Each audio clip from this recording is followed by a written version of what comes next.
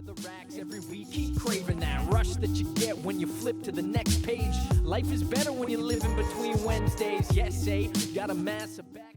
What's up, folks? I'm your host, Konrad, on Wednesday Night Reviews, and today I'm joined by Chris Barnes, and we're going to talk about their newest book, Omega Squad Volume 4. Chris, thanks for coming on the show. Hey, thanks for having me, Konrad. I'm glad to be back. Anytime. Happy to have you, yeah. So now that we've done 4 of these, we've had about 4 interviews. For the folks who may not have caught the previous 3, for maybe just someone who's never heard your name or seen your face, who is Chris Barnes? Oh, that's a great question. I am just your average Canadian guy, really. I draw comics. Once in a while I play hockey, and I work a 9 to 5 basically. I've been doing this for a few years now. I'm an ECE by day, and I'd say comic creator by night, but usually it's like in the wee hours of the morning that I create my comics. Yeah. Perfect. And as mentioned, we're here to talk about Omega Squad Volume 4. Yeah. Can you give a brief synopsis of what Omega Squad in general sort of is? Sure. In general, the whole series, I think it's Jerome Cabanatani described it as an epic romp across the galaxy, and that's sort of where I love that, because it is that it's sort of it's a love letter to pop culture and Star Wars and that action sci-fi kind of genre, and it's a book that I try to have a lot of fun with, and hopefully the readers have fun with it too. Well, I definitely think so. After now that I've read all 4 of them, yeah, they're a lot of fun. The pop culture for me, I think you reference it the best because some of it's just very blatant, some of it's a little more subtle. Yeah, some of it's pretty blatant. Yeah, but all of it overall, it's just a good time.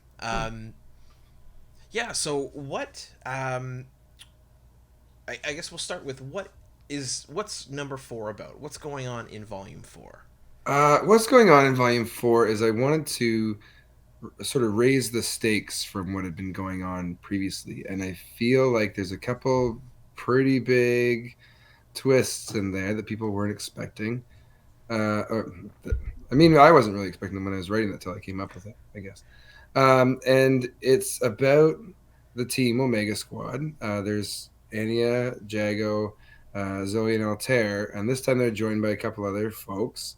Grono, and another one near the end. And it's what is it about? So if you've read the first 3 books, there's a pair of bad guys, and they are not loosely based on Bert and Ernie from Sesame Street, except they're sort of cybernetic. And they sort of got cameos in the first 3 books, and this time they pull out all the stops. And this 4th volume is sort of where the Omega Squad team and Bert and Ernie come to a head, and there's some pretty dire consequences, I would say. Yeah. Beautiful. I think it's a great summary. Again, for the folks out there, I can't stress enough how fun Omega Squad as a series is, but how fun the 4th one was. And yeah, just like the pure references that you make, whether it's just the characters that show up, or the loosely based characters that show up, as well as some of the things that you allude to, the callbacks from famous lines in movies or scenarios that happen in film. Yeah, you just have a lot of fun with it. So I guess I wanted to touch on, and again for the folks who haven't seen our previous stuff, why all the references? What is it about? Yeah, just sort of comment on that. Like, sure, what's up with that? I think it's fun. I think like it's creating your own original characters is hard. Sure, being able to play off a design that sort of already works kind of helps a little bit. But I think part of it comes back to like when I was a teenager and stuff, and even now, let's be honest, I like Weird Al, right? Like Weird Al took really popular songs and sort of made his whole new riff on them, and people really liked that in general. Most people like Weird Al, I think. I Most think people so. I hang out with like Weird Al, anyways. Anyway, and so that's sort of what I've done with some of these people, characters in the book, where yeah, like you know who Bert and Ernie are, and they're like they live on Sesame Street and do a bunch of nothing or whatever in their apartment. But now, like Bert's got a cybernetic eye, and Ernie's got ears that are robotic, and they're the bad guys. And like, who would expect that kind of thing, right? And you know, and once I did that in the first book ages ago, and I was like, ah, that's funny. And they sort of died in that first book, and I was like, no, that's I got to bring these guys back. And Wow. then from there, I'm like, okay, like who else kind of works in this? Like, how do I fit someone else in this universe? And that's where Oscar, Yep. with the apostrophe, comes in, and he's in book 3. Sorry, my dog is barking away. And like, how would he live in this universe? Well, he would be like a bounty hunter. He would be there to kill people or whatever and capture them. And so that's how he got his thing. And I think it's just, and then sort of the littler characters that are in there, it's just like, you know, I really liked He-Man. So let's stick a couple of those guys in there because that's fun. And I really like, you know, when you say movie references, I'm hoping in the first issue of this book, well, it's issues in the book, but it's all one book. There's Yeah. a guy that gets shot, and he goes and the guy behind him goes, "No, Wilhelm," because like the Wilhelm scream is in like so many movies. Like, oh, like how do I fit that in there? Because for those who know, it's fun. It's a very cheeky little nod. That's something that I wanted to bring up because when you're reading it, right, you don't even really think because comics is it's a printed medium, right? So there's no sound to it. But when I read that the dude gets shot and literally it's and then he's like, "No, Wilhelm." I'm like, ah, like that's just it's so funny. Like then you know Um, what that scream sounded like.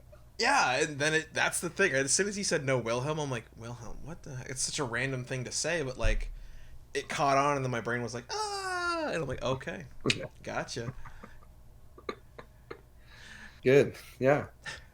So when you're making the story and coming up with all this, because you've got your own original characters, you have, Bert, Ernie, and Oscar, and their story, and then you're peppering throughout, all these references and things. I'm curious, Chris, what comes first? Is it like I know I want to make this joke, let's put it in there somewhere, or is it I've got the story and I just need to fill out some background characters and cool references? Like, how does that happen for you? What's the process like? I think there's a bit of a mix of that kind of thing. Like when I write it, I write I do like an outline first. Like this is what I want to happen overall. Like I want to get from A to B. And then for this instance, like I knew I wanted to raise the stakes here. So that first sort of like, oh crap, that happened at the end of the first 16 pages. Like I had planned that. Like that was going Mm-hmm. to happen. But even in those first 16 pages, I'm like, okay, like I gotta get from there to there, and the references in that sort of fill in along that part of it. Like I get this part, and then I get this part, and then I gotta fill in all these little bits. And sometimes it's the joke, like, oh yeah, this will be a good joke, or how do I this panel will look good? How do I get to that panel? And I work sort of a little bit backwards that way. But then it's all thumbnails and dialogue. Like when I write the book, when I write the book, there's some extra stuff in here too. But I think I saw there. Oh, there it is. Sorry, nothing more exciting than seeing a guy flip through paper. No, but Um, this is the cool part. This is the behind the scenes stuff you don't normally get. so I actually drew. I must have drawn this page, but then I wrote for the next issue the thumbnails on the back of it. Oh Uh, wow. so I just get like a credit card or a bank card or whatever and make the page, and then I thumbnail it out, and then I put in the dialogue over here. And so this part ends up kind of being sort of stream of consciousness writing, where it Okay. just sort of happens. And often I'll go back and like when I'm actually starting to draw it for real, I'll be like, oh, that doesn't quite work. I'm going to change that, and I'll edit along that way. And then we get there. And the characters in that sort of like I know who my main characters are before I get to that volume. Okay. Um, Grono, I was sketching out Grono by the Grono. For those who haven't got to read the book yet, is basically Gonzo, but in the Omega Squad universe. Yeah. He's got a Mandalorian helmet at first and stuff because you need. I wanted the reveal, right? Like, oh, he takes his helmet because he's not really a Mandalorian; he's just similar. Yeah, exactly. Yeah. So I knew he was in this book because I'd started working on him by the end of volume 3. Like, how do I fit him in? But then there's guys like in the bar scene, like Professor Farnsworth is there or whatever. Because I like, there's got to be someone in the bar. Yep. So who's it gonna be? Like, it'll be Futurama guys. It'll be these guys. Like Rick and Morty made a couple appearances in the other book, Yeah. and we've had some other people along the way. And like those little gags come as like, oh, I got to fill this in with something. Let's like, it should be something cool. Do you? I guess the question is because it's fun, because it's silly, and you're getting to make references to things that you love. Um, do you think that including these types of things makes it faster because it's more enjoyable, or do you think like if you weren't drawing like, oh, I know I want to have that character appear here. If you were just drawing like, Joe Schmo in a gray coat, it would be slower or faster maybe. I think that if it was just, uh, I think it's a mix of those two things. I think I'm excited to draw the cameos. I'm excited to oh, I can put this little thing in here, and I'm like, oh, I work at it. Then there's a scene. They're in an arena, and there's a background, and there's a bunch of characters from a bunch of different books, which you may have interviewed some of these people that have drawn these characters, and it's like when I was first starting that, I'm like, why did I make an arena? Like, I've got to do this whole background. What an idiot! And then it's like, well, what if I put sorry, what if I put characters from other books in the back, or just there's Skeletors in there, Yep. and like the Ninja Turtles are in the background of that, and then there's Boo and Matt, or not Boo and Mez, but guys from that High Comics, and there's some Tree Kids of Troop 44, and I believe there's one of the let me see if I can see them in the back. There's one of the Peregrines from the Chris I, and Jason. yeah. A group of 7 books, like the Winnie the Pooh gang is in there. TikTok Tom and the girl from that book. Like, her Yes. name escapes me at the moment. They're in there. Like, it's just so that made it fun for me, which made it go faster, which I think that translates too onto the page, right? Like, oh, like, and then people are looking, people people who have read the series know to be looking for stuff like that. I Oh, think big that time. makes it more exciting for them too. Definitely. No, you know what? Truth be told, I should have looked at that way closer. Um, Again, I'm highly going to avoid spoilers when I say this, but when they're fighting in this arena and there are these background characters, I definitely like the ones that stood out were like the super iconic, like the Ninja Turtles, and I'm like, Yeah. cool, some Ninja Turtles are there. Vader's there. Batman's there, right? As a Yeah. Batman fan, I saw that like right away. Um, but yeah, you've just sort of nestled in all of these nice little cameos to like the indie comics as well, Mhm. um, which is fantastic. Yeah. Thank you for doing stuff like that, because that's just so cool. Like to get to see that, it's one of the things that I think makes indie comics as interesting as it is, because you can screw with stuff, you can put cameos into other characters, and you know, as a permissions basis, as it's probably just easy enough to just go, "Hey, dude, can I just quickly draw your character in my background? Cool, thanks." Yeah. And that's it. It's not like, "Oh, hey, Disney, can I make Yeah. a deal and put your character in like a blip, half a panel in the background of a book one time?" Um, yeah, it's just super cool. Nice. Yeah. Um, yeah, Yeah, yeah, yeah, it's great. I love being able to do it, and it's the freedom to do that kind of thing that makes this all work, right? yeah. Some of the best moments in this book are from characters that I've borrowed from other franchises. Yeah, it's definitely so much fun. One thing I do want to ask is your process. So you've done 4 of these now, 4 volumes. Hmm. That's got to be what, 450 or more pages, Give or take, yeah. give or take. Yeah. Um, the first time we spoke, your process was basically to draw it all on paper, which it looks like you're still Yeah. working that way. Still drawing You paper. Yeah, you were then scanning it in, coloring it, and then having it printed. Is that still the case?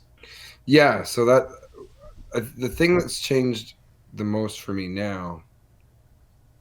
So volume one's black and white, and it's penciled and then inked and erased the pencil, and then scanned and put in. Like there's no, and then a grayscale colored it with like the Michaels brand Copic markers.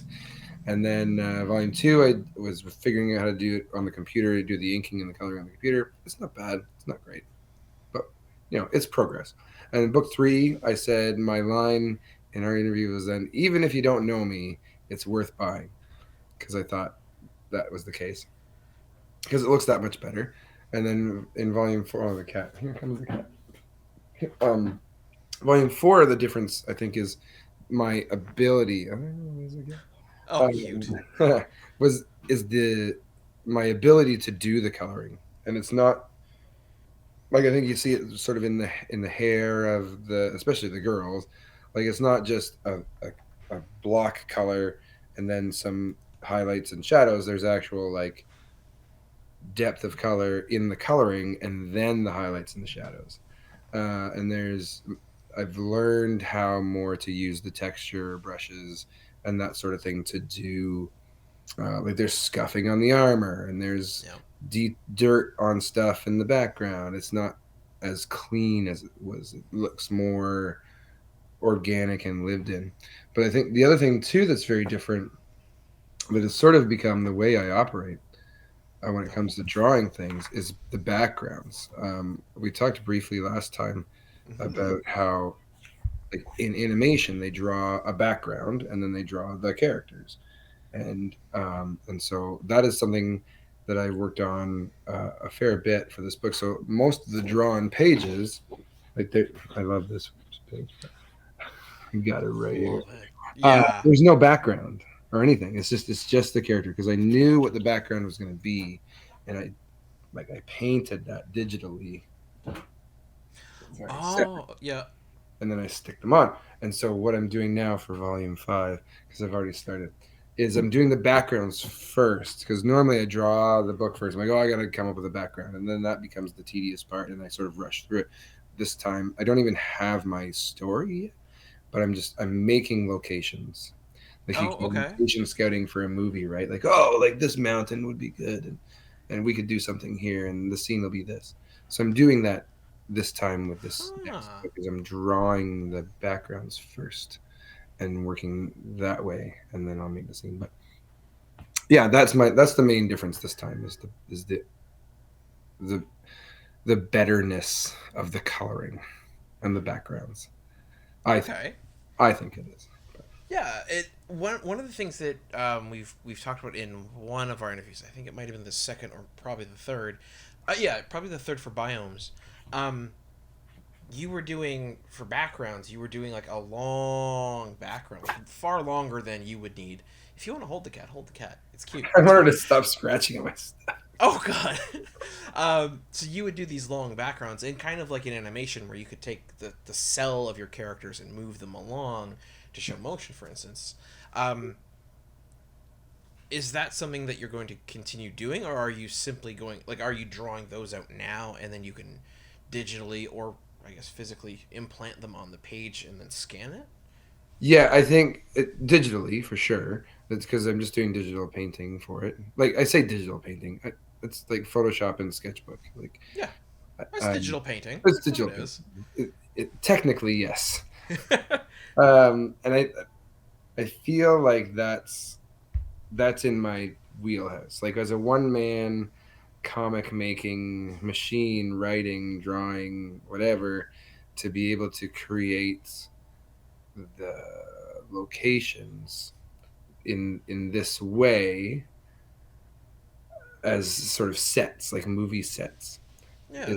is a good way for me to operate. And then I know that later on, if I need a different angle of a certain scene or whatever, like oh that's a one off, I can figure out that camera view and what that's supposed to look like. And Okay. that it'll I think it'll be even better in this next book. I'm it's what's the word? Ambitious. The next one's ambitious. Good. I like it. No, you know what? It's been really cool because you're one of the people that you've been doing consistently. I think comics, not maybe the longest. Maybe that's not the word, but like you've been at it. You between 1 and 4 now. It's been 2-ish years since I've come into contact. I believe with number one. Yeah, Otherwise, my perception of time is getting really yeah. wonky, It and was that's not the good. late 2020. We did that first interview. Okay, yeah. So we're working on 3 years now. And just the from what you were capable of, the ability you had from art to production and all this stuff to where you're at now, it's been really cool to see you get to grow. Um, and I'm glad that you're finding volume 5, which 4 is just now coming out, so 5 to be ambitious, because it means you're pushing and you're figuring stuff out.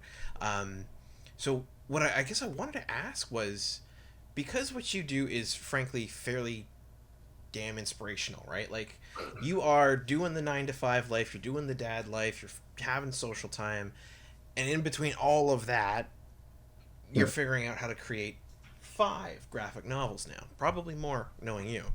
Um, I guess my question there would be, what would you, if someone came up to you and said, Chris, I want to make my own comic, how the hell do I do this? What would you recommend to them? What would you tell them to avoid, so that they have a easier time doing it, knowing what you know now? Well, what I would recommend is to just begin. Um, uh, I've done the comics thing now for a while. I taught karate for. I haven't done karate since COVID started, really. But I did karate for 17 years, and people would be like, "Oh, how do I do that? How do you do that? Like you just do it." People, I think a lot of people there. So this goes into both. Like, how would I do that, and what do I tell them to avoid? I would like get out of your own way. You want to create, create. There's no like go if people have them, go back and look at the first few panels of volume 1. They're, I mean, they're not great, but a lot of people are like, oh, I can only draw stick people, and I that's a block that people put in their own way to give them an out. I think because like I could only draw stick people back when I was in grade. I think I showed you this old zine me and my Yeah, friend you did the did. last Yeah. thing we did. And it's not my art's terrible. I'm not that like, oh, I'm gifted and whatever. Like it's practice, it's work. And Yeah. 400 pages plus later, it's pretty good. But it takes that time, right? And my one friend Matt, we've talked about him He does all sorts of freelance stuff, and he's an artist and everything. And he's like, if all you do is create for yourself, that's great. Create for yourself. And if you want to share it with more people, then share it. But don't let other people's opinions color what you do. Right? Like if you like it, you like it. Full stop. Like put the pencil to paper and draw, and draw and draw and draw and rewrite, and be able to look at yourself critically after the fact. After the fact. As an example, here's an example. Here's a live example of this. How about this? So here's a page. Here's a page. We go into the bar. This hopefully shows up well. Yeah. We go into the bar at in this is like issue 5, I think, in this book, midway through this book. Like, look at that. It's not great. In pencil, it's not. Even in pencil, it's not. The back of this guy's head's a bit weird, and he's kind of stiff. It gets better, I think, when I ink it and color it. Like, it becomes a scene. But the pencil it's okay. You know, nothing super stands out as fantastic or terrible, maybe, but it's okay. This is freaking awesome. I think. Like, you can tell what he's thinking here. Like, he's he's ready to do some business, right? And like, that's a good one. That's a really good one. And to be able to look at your work and be able to be like, that one's not great, but that one rocks. I'm gonna do more of that. And the only way you do more of that is to keep on doing it. So I don't know if I answered your question at all. I rambled on. Avoid being in your own way, and do it by just doing it over and over and over again. There you go. Perfect. No, you know what? That harkens back to something that I've said multiple times. A number of guests have either agreed with me or themselves brought it up, which is just in the industry of comics, or I'll say in the industry of professional art. You no matter your skill level, what will get you continuously paid and successful is just, can you put out the work? Can you be consistent, right? Like, if you're drawing hypothetically a regular monthly comic, can you draw 22 to 30 pages of comic in a month consistently? That's all it is, right? And that's just a practice thing. You don't have to be like Frank Frazetta or whatever. You just got to be consistent. Yeah. I think that's beautiful. Because it's inspiring too, right? Like, you don't have to be great. You just shut up and do it. Yeah. And I think as the more you do it, the better you get too, right? You become a better storyteller. You have you come up with more complex stories to tell. I think as well. So yeah. So we've talked about your book and how you're making it and what the story's about and the fun stuff you've injected into it. Important question: how can people get your book? They can get my book through the best way to get my book is through me, honestly. You can find me on Instagram. You can find me on Facebook. You can send me a message, because if you get my book through me, there's a sketch in the front. I've actually re-edited the first 3 volumes as well, so that the beginning of the book is a black page, and then another black page when you open it, so that I can get the silver Sharpie and the gold Sharpie and the copper Sharpie and do sketches in the front of the book. And it's the same with volume 2, 3, and now 4. So you get the book from me, send me a DM, shipping included. They're $30 Nice. for the color ones. The black and white one is $20, shipping included.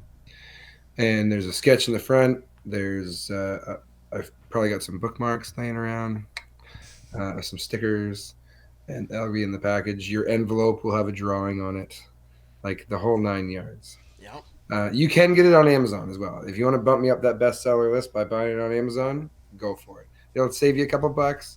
Won't have a sketch in it though, and won't have the extra goodies. But you can get it from me or through Amazon. Yeah.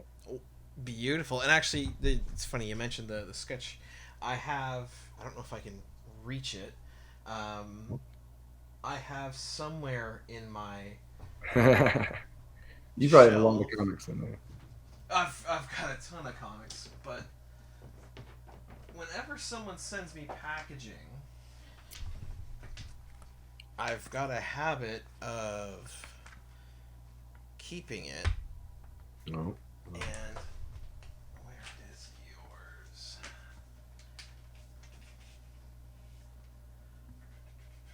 Maybe I can't find it right now. Oh, that's too bad. Because I've got volumes 1 and 2. Oh, it might be. No. Womp womp. I'll see if I can't post a picture of it for when I've edited the interview. All right. But I have a copy of a package from you where you sketch right on it, and it's the coolest thing to get in the mail. Because, like, you know, you could get a lot of stuff in the mail, and, like, it's got, you know, your address or maybe the sender. So you're like, where's this from? Oh, it's this. It's got to be, you know, I've got this package from X. Yeah. But, like, when that package comes in and it's got, like, a character right on it in your style, it's just like, oh, it's from Chris. Sweet. I got my book. And it feels good. And, like, I think that's one of the cool things that buying off of Amazon, you can't get it. So folks out there, DM Chris. We'll have all the links down below. You can easily get in touch with him, order a book. I imagine e-transfer or something like that. Yep. PayPal or e-transfer. It's all good. Easy peasy, secure. You get yourself a book with signature, with a drawing right in it. I was going to ask, when I opened up the PDF copy that you sent me, it's got the first 2 blank pages, and I'm like, why are those blank? I was like, wait, I don't get it. But, yeah, print copies, drawings, signatures, cons, all the good stuff. Speaking of cons, Chris, for the folks at home, because through the power of the internet, this is very easy for us, but geographically, I'm located in the Toronto area, and you're out in, if I'm not mistaken, in Halifax, unless you've moved, correct? Yeah, Nova Scotia. We're Halifax area, yeah. Yeah. Okay. Are you by chance, like, COVID safety and everything, because I appreciate you got kids and all that stuff. Yeah. Are you going out to cons? When's the next? Do you plan to as like a person? Yeah. So I was in the first con I did with books. Finally, like we've been talking for 2 years on here, right? And not yet had I done a con with my books because there was none. And so I did. So the Nova Scotia is like a oval, sort of, right? And on one end of that oval, sort of back toward the rest of Canada, there's Yarmouth, and there's YCon. So I was like, oh my god, there's finally a convention. So I went to YCon, and I had books, and like, it was great. It was fantastic to be part of a con again. And I sold some books, and I did some commissions and sketches and posters and all that jazz. I sat beside a guy that makes like pop culture referenced like woodwork. Oh, like, cool. Yeah. He had like this Springfield Isotopes sign, but made out of wood. And he had like a Duff Beer sign, and he had a Legend of Zelda shield that I was gonna buy from him, but it was $450, and someone else beat me to it because I was like, I gotta make money first, and then someone bought it because it was wicked. Anyways, so we did the YCon, and that was way back in June now, and that was great. So that's on one end of Nova Scotia over here, and on the other end of Nova Scotia is Cape Breton, like right at the very like tip of Canada is Cape Breton, and I was there just in September. I was in Cape Breton. The weekend before Cape Breton got destroyed by that hurricane. So, which was sad. But the con was fantastic. It was great. All right. Another big convention. Met a lot of people, did a lot of commissions, sold a bunch of books. It was great. Yes, that's what I hear. Did not get into HalCon. I got rejected. I felt very sad. And I mean, I get it. Like, and the guy who does the woodworking pop culture shields and all that jazz. He got in, and so it's like I'm so happy for you because he sells something that like he sells, like no one else sells that. Lots of people draw things and sell comics. I get it. So he got in and he had a blast. Hopefully next year I'm there. Hopefully. And then hopefully I work in the school board now, so I can't really just take days off. Like that's very much frowned upon to like take a day off. That's not like Like a we get enough. March Most break. teachers get all those days off, right? They don't do any work. So to take a day off to come early to be at Fan Expo or to be at Toronto Comic Con is a little difficult. But I would like I'm confident enough in myself now that if I can get into that, I'll at least make my table back. So Well, you know what? Either of them. So in March for Toronto Comic Con, in I think it's late August this year for Fan Expo. If you should go, I will definitely make sure I come by. And folks out there, you should too. I'm a riot. Don't worry. Yeah. One thing I did want to ask, because I mean, mostly North American folks are who watch this and listen to this. It's on a scale. Canada's freaking huge, right? Like for me to go from Toronto to Niagara, if I hop in my car, that's an hour and a half drive. Yeah. So you being out in the Halifax area, for you to get to those cons from where you live, I'm just like I believe you can do it within a day. Oh yeah. But that's a fairly good drive. Yeah. From my place to Cape Breton was 5 hours. To Yarmouth was 2.5. And I forgot, I should have said, the first convention I did with the books wasn't either here or there. It was Cape in Cornwall. So here's a fun story.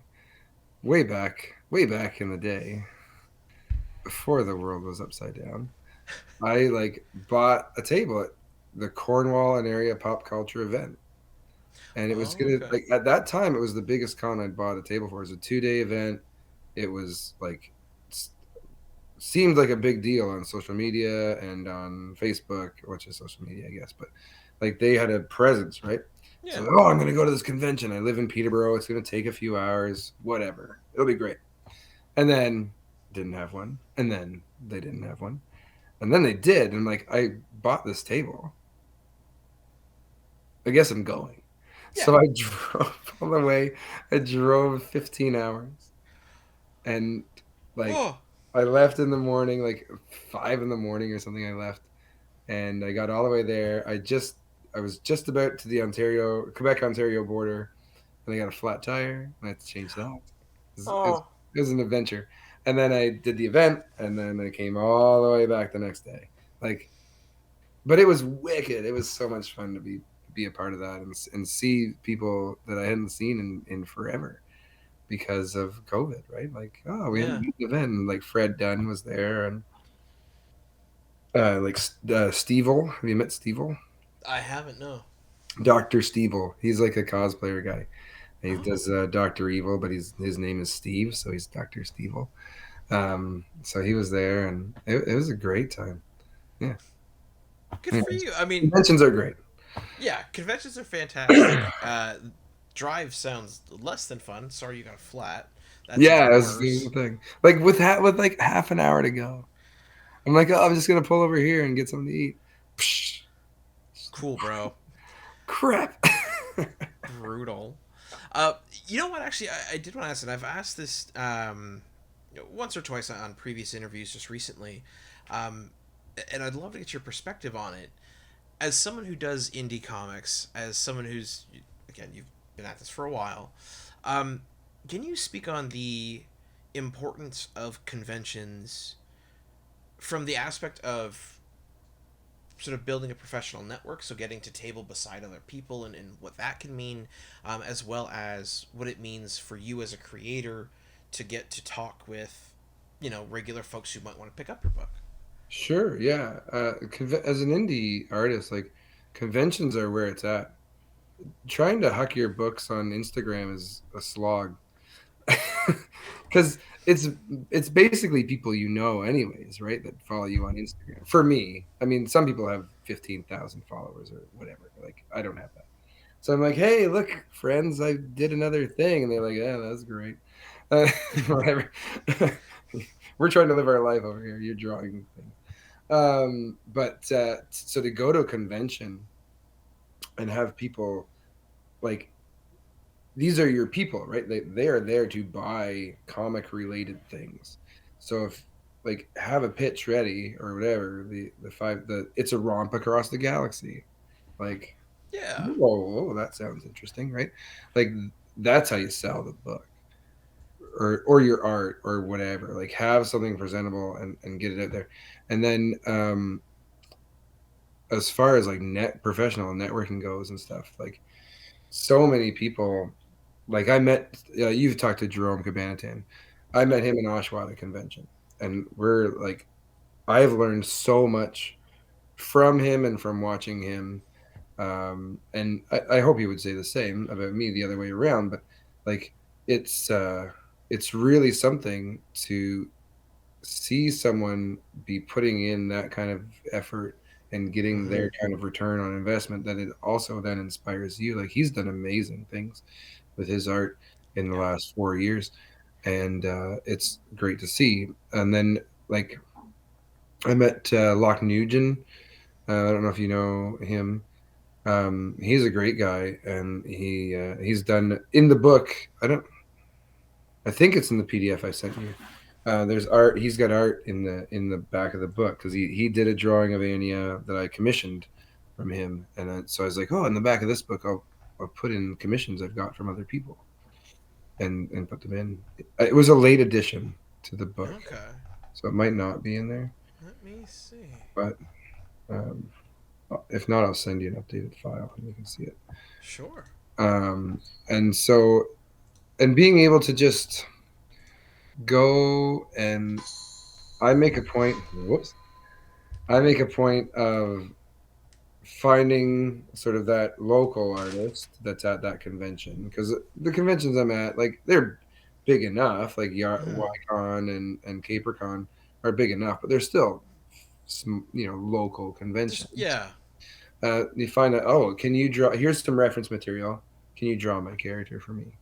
Because it's a fun thing to do. They get a couple bucks. It's no skin off my nose, and I get a different take on my character. Like, oh, that's a neat thing. So I, and then like I say, to get to know those people and see what their tips and tricks are, like where are they growing and how are they doing it. Like that's how I met Chris and Jason. I put on a convention. I put on my own. I think we talked about this. My own ill-fated convention in Peterborough. Peak calf. I tried to go on the whole wit calf, T calf thing, and like the library did not. Anyways, I invited them. They came all the way from Guelph to Peterborough. Like more like I invited people to come be presenters, and more people of those came than actually people came to attend the event.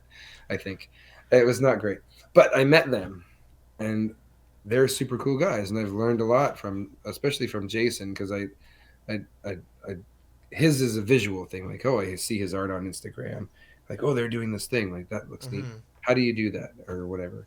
I haven't picked Chris's brain enough, probably, as you can tell by my writing, but I should. It's a great way to grow who you are as an artist, to just do that. And I'm rambling now, so I'll show you. No, you know what? Rambling on. I love that question because everyone has a slightly different answer to it. Like there's sort of the same themes to it, right? Yeah. Which is like the same as any sort of big get together. Oh, you can network and you can learn about more people in your business. Like it's the one crap. The stuff I like is like when you get tidbits about, oh, I picked, I got to pick Jason's brain about this.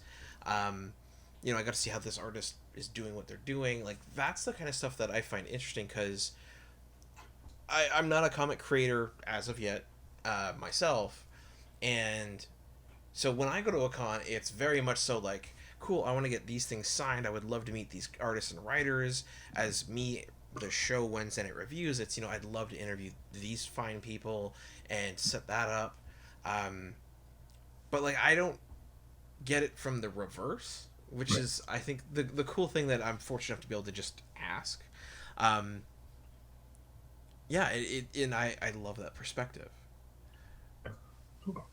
Yeah. Yeah.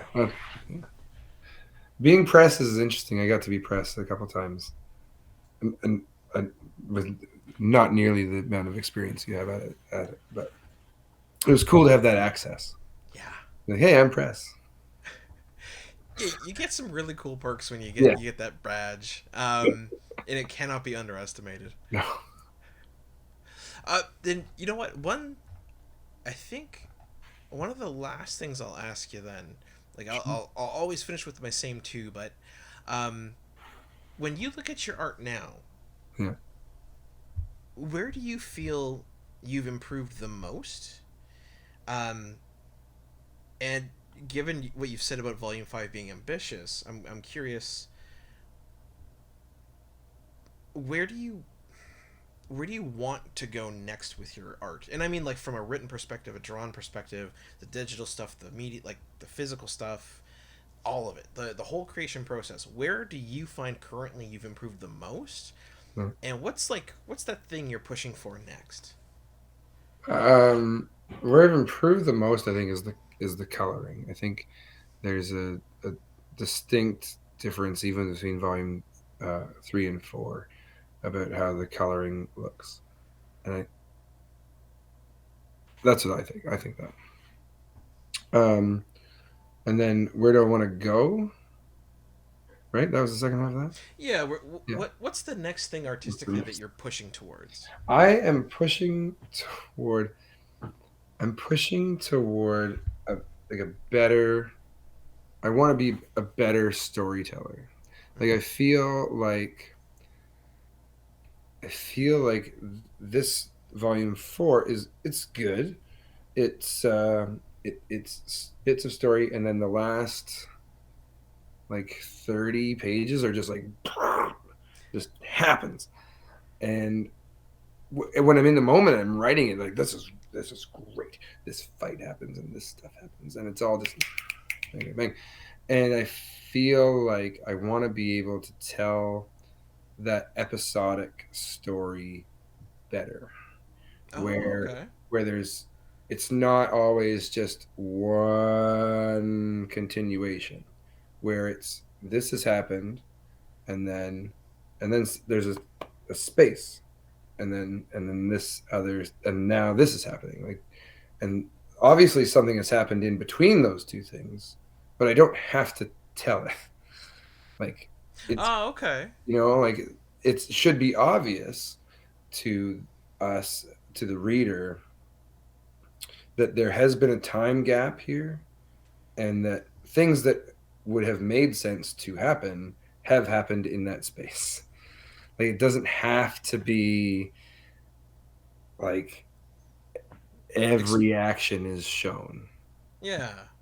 Like, I feel like if I was doing a scene right now where like a guy wakes up and has breakfast and goes to work, like I would show all those steps on the paper. Like, Mm-hmm. he's there, he, there's the steam is coming out of the shower or whatever, and then he's eating some cereal, and then he leaves or whatever. Whereas if I was a better storyteller, either through dialogue or art or both, I would be able to convey all that without having to show, without feeling the need to show every step. Ah, okay. Maybe that's more accurate. Without having to feel the need to show every single little thing. Interesting. Yeah, so you're looking to basically trim out what you can, and through purely context clues, have people go, oh, this is what happened. Yeah. Yeah. Good for you. I mean, the fact that you know the answer already, you're probably leaps and bounds ahead of where you actually think you are, which is awesome. Um, Hopefully. yeah, so Thanks. yeah, very much looking forward to see where you go next, because like I said earlier, it's been really cool to watch your creative process, as well as like the final product from volume 1 to now. So I'm excited for already Volume 5 in the making. Again, just for the folks at home, how can they get your book, and what's the best way to support you? All right. Yeah. To get the best way to get my book is to contact me on Instagram or Facebook through direct message. You'll get the book, you'll get sketches and signatures and art on your envelope. That's the best way to get my book. If you don't really want to talk to me, but you just want the book, you can find it on Amazon, and yeah, you can get it there too. Beauty. Then yeah, Chris, the same last two questions I like to ask everybody. Um, so first and foremost, what is it currently that between playing hockey, being a dad, going to work, and making comics, what are you reading that's keeping you happy lately? Well, I referenced this a little bit earlier. Jason and Chris on Jason, I think it's on Group of Seven's Instagram and Jason's, maybe also Chris's. They're doing a Peregrine's like 3 panels a day story, and at the moment, like that's as much time for reading something as I have, um, as I can dedicate to, and it's an interesting way to do a story. I think this is the third time they've done this, or the second, anyways.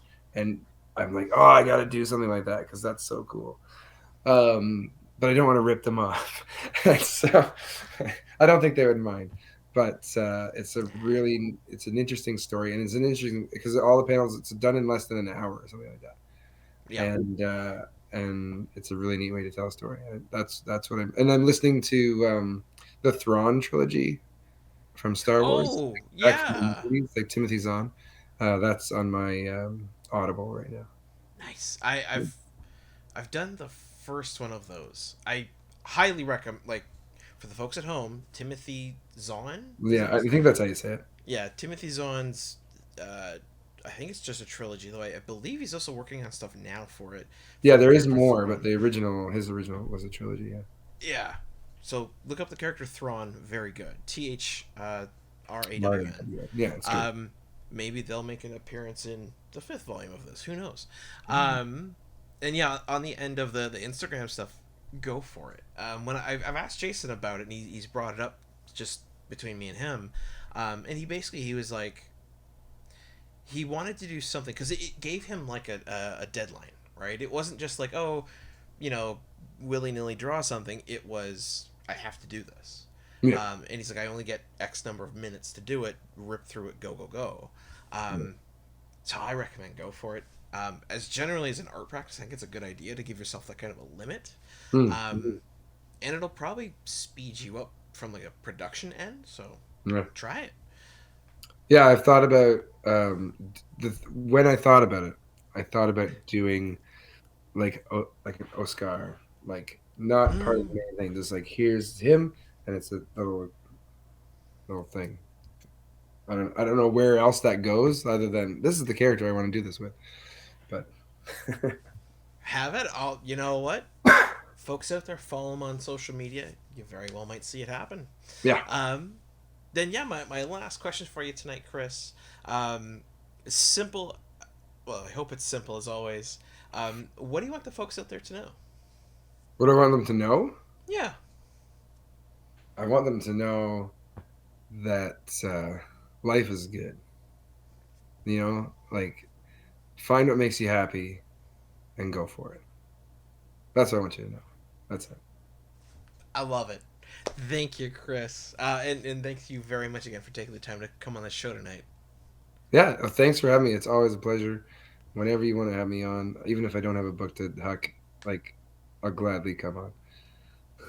I'll cook something up. Maybe we'll do a sketch duel or something. Oh, that'd be cool. That'd Yeah, be well, I'll figure yes. something out. Let's do that. You have All contacts. right. I would do a sketch tool, no problem. I love All it. right. I've done it before at Perfect. Toronto Comic Con or Fan Oh, Expo. oh, sweet. I don't Okay. know if I've told that story on this channel, but I don't think you have. no, none of the artists showed up. One guy, Chad, draws Harley Quinn. Um, what's his last name? Chad something. He came. None of the other guys came. So he's like, who in this group can draw? And my one stepson, he goes, he can. And so like I'm up on the stage drawing like venomized Thor. That's so Minimized cool. female Thor. Yeah. Someone has that I drew at Fan Expo. That's so cool, dude. Yeah, it was pretty awesome. Wow. Damn. Do you have a picture of that drawing? Yes. Short answer, yes. Long Okay. answer is I'd have to find it. Okay. Well, if you can, send it my way. We'll put it up because that sounds super cool. Yeah, And okay. I'd love to see your take on that. All right. But yes, for the folks out there in YouTube land, thanks for tuning in. Again, links down below. Follow Chris. Check out his website. Get his books. They are all fantastic. And like, comment, and subscribe. And we'll see you next time. All right. Thanks so much. Golden age to present, digest to oversize. Never miss new comic day. Yeah, no surprise. So where's my no prize? Check the letter columns. Can't find issue 2? Yeah. Collector problems, cliffhangers, mysteries. You need answers. When did Batman become Green Lantern? I get it. True believer, not lying. Always up for an awesome summer crossover.